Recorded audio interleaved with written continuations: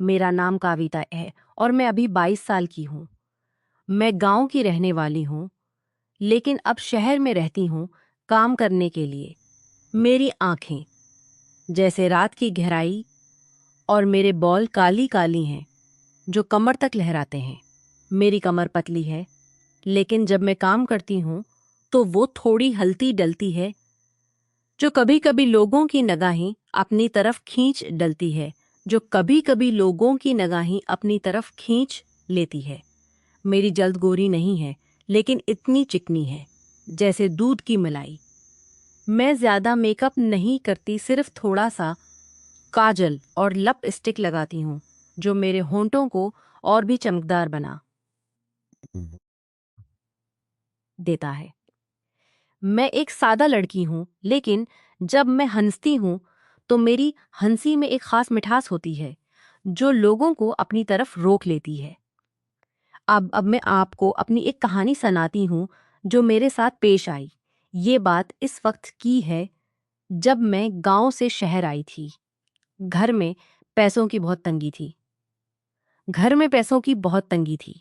मेरे अब्बा बीमार रहते थे और अम्मा घर का इंतजाम संभालती थी। मैंने सोचा कि शहर कोई कहा कर कोई काम तलाश कर लूं ताकि घर की मदद हो सके। एक दोस्त ने मुझे बताया कि एक अच्छे घर में नौकरानी की जरूरत है। वो घर बड़ा था, लेकिन वहां का खानदान छोटा था। मालक का नाम वजह जी था और उनकी उम्र में तकरीबन 35 साल थी। वो अकेले रहते थे क्योंकि उनकी बेवी कुछ साल पहले इंतकाल कर गई थी। वो एक छोटी सी फैक्ट्री चलाते थे जहां कपड़े बनाए जाते थे। मैं फैसले पहली बार उनके घर इंटरव्यू के लिए गई। दरवाजा खोला तो वजह जी खुद खड़े थे। वो लंबे चौड़े कद के थे और साफ सुथरे कपड़े पहने हुए थे। उन्होंने मुझे ऊपर से नीचे तक देखा, लेकिन उनकी निगाहें ऐसी नहीं थीं जो मुझे बेचैन कर दें। उन्होंने कहा, आओ कावेता, बैठो। मैं सोफे पर बैठी तो मेरी साड़ी का किनारा थोड़ा ऊपर सरक गया था, लेकिन मैंने फौरन उसे ठीक कर लिया। वजह जी चाय लेकर आए और मुझसे बातें करने लगे। उन्होंने पूछा कि मुझे क्या क्या काम आता है, जैसे जैसे खाना बनाना, सफाई करना और कपड़े धोना। मैंने हाँ में कहा। उनकी बातों में एक खास बात थी, जैसे वो कह रहे हों कि मेरी मुस्कुराहट अच्छी है और ये घर में रोशनी ले आएगी। मैंने सोचा कि शायद वो अकेले रहते हैं इसलिए थोड़ी तारीफ कर रहे हैं, लेकिन मेरे दिल में एक झुझक थी, क्योंकि गांव में लोग कहते थे कि शहर के बड़े घरों के मालिक कभी कभी नौकरानियों से ज्यादा कुछ घरों के मालिक कुछ और भी तवक्को रखते हैं। काम शुरू हो गया। मैं सुबह 8 बजे उनके घर पहुंचती और शाम 7 बजे वापस किचन और हाल था। वजह जी सुबह जल्दी उठते और 10 बजे तक अपना काम खत्म कर लेते, फिर चाय बनवाते। मैं चाय बनाती और वो उसे पीते हुए अखबार पढ़ते। एक दिन जब मैं चाय दे रही थी तो मेरी इंगली उनकी इंगली से छू गई। उन्होंने मुस्कुराकर कहा, काविता, तुम्हारी चाय में कुछ जादू है, उसे पीते ही पूरा दिन अच्छा लगता है। मैं एक शर्मा गई, लेकिन सोचा कि ये सिर्फ तारीफ होगी। लेकिन उनकी आंखों में एक अजीब सी चमक थी, जैसे वो कुछ और कहना चाहते हों। मैंने मन ही मन सोचा कि कहीं वो मेरे बारे में कुछ सोच तो नहीं रहे, लेकिन मैंने अपने काम में लगी रही। सफाई करते वक्त में अक्सर झक कर काम करती और वो कभी कभी पास से गुजर जाते। एक बार जब मैं फर्श पूछ रही थी तो मेरी साड़ी का पल सरक गया और मेरी साड़ी का पल्लू सरक गया और मेरी गर्दन का हिस्सा दिख गया। वजह जी वहां से गुजर रहे थे।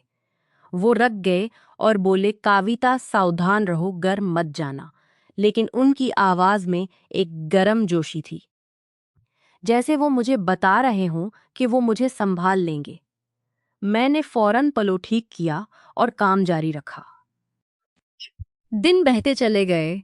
चौकी वजह जी घर में अकेले रहते थे, इसलिए कविता तुम्हारा गांव कैसा है, वहां के लोग कैसे हैं, मैं उन्हें बताती और वो गौर से सुनते। एक शाम जब मैं रोटियां बना रही थी, वो गौर से सुनते। उन्होंने कहा, मैं रोटियां बना रही थी तो वो किचन में आ गए। उन्होंने कहा, कविता तुम्हारी रोटियां इतनी गोल क्यों होती हैं, जैसे चांद की तरह। मैं हंस पड़ी, लेकिन उनकी निगाहें मेरे आटे से भरे हाथों पर थीं। उन्होंने कहा, तुम्हारे हाथ इतने नरम लगते हैं, हालांकि तुम इतना काम करती हो। सीछा, मैंने सोचा ये क्या कह रहे हैं, कहीं कोई इशारा तो नहीं। लेकिन मैंने बात को टॉल दिया और कहा, जी मैं करीम लगाती रहती हूँ। वो हंसे और वापस चले गए। रात को घर जाते वक्त मैं सोचती रहती कि वजह जी अच्छे अच्छे इंसान हैं, लेकिन उनकी बातों में कुछ ना कुछ छपा हुआ लगता है। शायद वो मुझे पसंद करते हैं, लेकिन कहते नहीं, या फिर मैं ही ज्यादा सोच रही हूँ। एक दिन वजह जी ने कहा, कविता आज मैं फैक्ट्री से जल्दी आ जाऊंगा, कुछ खास बनाना। मैंने सोचा कि खास कहीं आज कुछ होने वाला है। मैंने उनका पसंदीदा चिकन बनाया। वो नहा कर आए, तौलिया लपेटे हुए। मैं खाना परवर रही थी। उन्होंने कहा, कविता तुम्हारी खुशबू बहुत अच्छी है, जैसे ताज़ा फूलों की। मैं चूक गई, क्योंकि मैंने कोई खुशबू नहीं लगाई थी। शायद किचन की बू थी, लेकिन उनकी आंखें मेरे चेहरे पर जम गई थीं। खाना खाते हुए वो मुसलसल तारीफ करते रहे। ये चिकन इतना जिसी है। मैंने सोचा जिसी क्या मतलब, लेकिन मैं चुप रही। खाना खत्म होने के बाद उन्होंने कहा, कविता थोड़ी देर बैठो, हम बात करें। मैं बैठी तो मेरा दिल जोर जोर से धड़क रहा। उन्होंने पूछा, तो मेरा दिल जोर से धड़क रहा था। मैंने टमे तहपाए हका। उन्होंने पूछा, यहाँ अकेली हुए बॉयफ्रेंड कोई फ्रेंड है? मैंने सर हिलाया कि नहीं। वो मुस्कराए और बोले, अच्छा तो फिर मैं तुम्हें कुछ चीजें सिखा सकता हूँ। मैं घबरा कर बोली, सिखाएंगे क्या? लेकिन उन्होंने कहा, जैसे किताबें पढ़ना, क्योंकि मैं देखता हूँ कि तुम्हें पढ़ने का शौक है। वो किताबों की बात कर रहे थे। मैंने राहत की सांस ली, लेकिन मन में अब भी एक सस्पेंस था कि आगे कहीं कुछ ना हो जाए। दिन गुजरते गए और वजह जी की बातें बढ़ती चली गईं।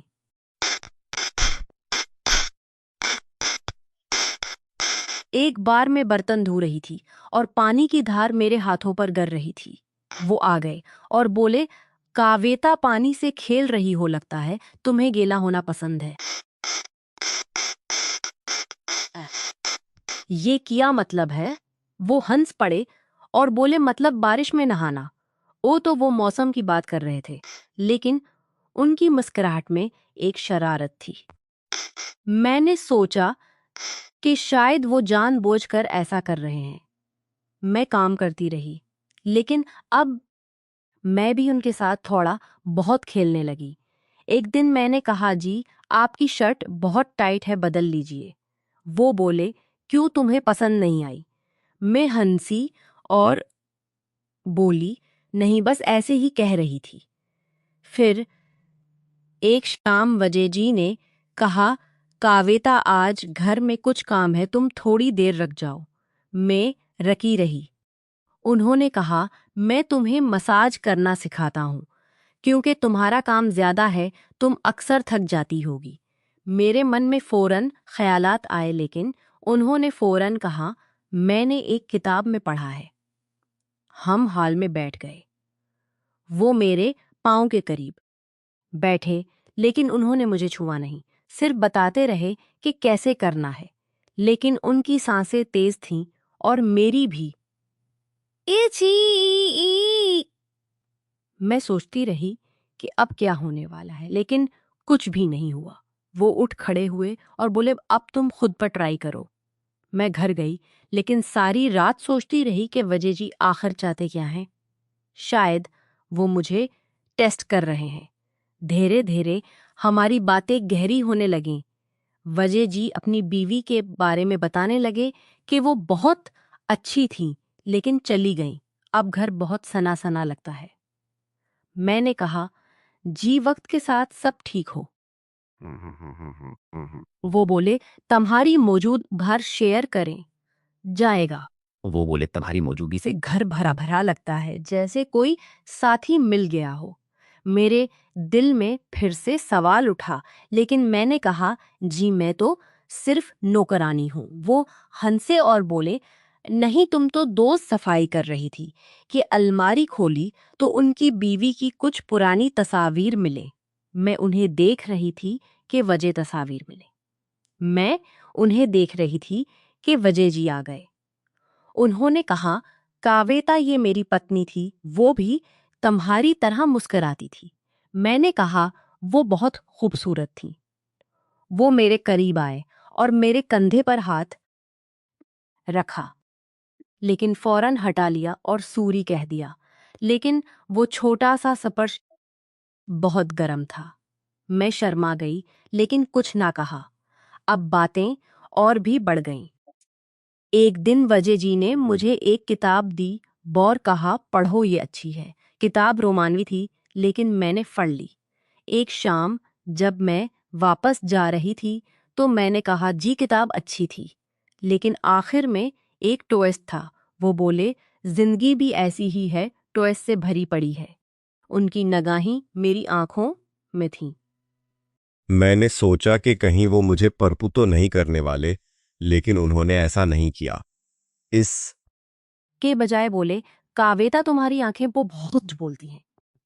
के बजाय बोले, मैं हंसी और बहुत कुछ बोलती हैं, जैसे वो कुछ कहना चाहती हूँ। मैं हंसी और बोली, जी वो क्या कहती हैं? वो बोले, शायद ये कि तुम खुश रहो। लेकिन दिन वजह जी बीमार पड़ गए, लेकिन वो कैंसर नहीं था। दरअसल फैक्ट्री में एक मशीन से उनके हाथ को थोड़ी सी चोट लग गई थी। मैंने उनके हाथ पर दुआ लगाई। दुआ लगाते वक्त मेरे हाथ उनके हाथ पर थे। उन्होंने कहा, कावेता तुम्हारे हाथों में जादू है, दर्द फौरन कम हो जाता है। मैंने कहा, जी बस दुआ का असर है। लेकिन उन की इंगलियां मेरी इंगलियों से छोती रहीं। मैंने आहिस्ता से हाथ हटाया, लेकिन मन में सस्पेंस बढ़ता जा रहा था। कहीं आज रात वो कुछ कह दी, लेकिन ऐसा नहीं हुआ। वक्त गुजरता गया। मैंने देखा कि वजह गौर से देखते हैं जब मैं काम करती हूँ। एक बार जब मैं मुझे बांध रही थी और मेरी गर्दन खुली थी, तो उन्होंने कहा, काविता तुम्हारी गर्दन पर एक तल है, जैसे कोई राज छपा हुआ। मैं चूक गई। तल। आपने कैसे देखा? फिर हंसती हुई बोली, जी बचपन से है। वो बोले, राज अच्छे होते हैं, उन्हें खोलने में मजा आता है। मैंने बात को टाल दिया। अब कहानी आगे बढ़ती है। एक महीना गुजर गया। वजह जी ने कहा, काविता तुम्हें साड़ी ची अच्छी लगती है, लेकिन कभी सूट भी ट्राई करके देखो। मैंने पूछा, जी क्यों? वो बोले, बस तब्दीली अच्छी लगती है नई चीजें देखने में। मैं सोचती रही कि नई चीजें कर गई। उन्होंने देखकर कहा, वाह काविता, तुम और भी अच्छी लग रही हो। उनकी आंखें चमक रही थीं। हम चाय पी रहे थे। उन्होंने कहा, तुम्हारी कमर में घंटी बांध लो, आवाज बहुत अच्छी आएगी, जैसे नाचने वालियों की। फिर फौरन बोले, नहीं बस घर में, बस पता चलता रहेगा कि तुम कहाँ हो, लेकिन शेयर करें। लेकिन सस्पेंस अब भी कायम था। धीरे धीरे मैं भी उनके सामने हब निकलने लगी। मैं उन्हें अपने गांव की कहानियां और दोस्तों के किस्से सुनाती। वो सुनते और कहते, कावेता तुम्हारी आवाज में एक संगीत है, सुनते रहने को दिल चाहता है। मैं बोली, जी करता है क्या? लेकिन वो कुछ ना कह सके। एक शाम हम बिल्कोनी में खड़े थे, हुआ चल रही थी और मेरे बाल उड़ रहे थे। उन्होंने कहा, कावेता तुम्हारे बाल छूने का मन करता है। कावेता तुम्हारे बाल छूने का मन करता है, जैसे रेशम को छूने का तेज हो गई। मैंने कहा, जी जी मत छुइए। वो हंसे और बोले, नहीं छूंगा, बस कह रहा हूं। लेकिन वो करीब आए और रुक गए। उस वक्त सस्पेंस अपनी चोटी पर था। स्पेंस चोटी पर था। फिर एक दिन वजह जी ने कहा, बेटा आज रात तुम यहाँ रुक जाओ, क्योंकि कल सुबह जल्दी काम करना है। रात रुकना, मेरे मन में हजारों गेस्ट रूम में सो जाना। मैं रुकी। रात को मैं सो ना सकी कि अब क्या होगा, लेकिन कुछ भी नहीं हुआ।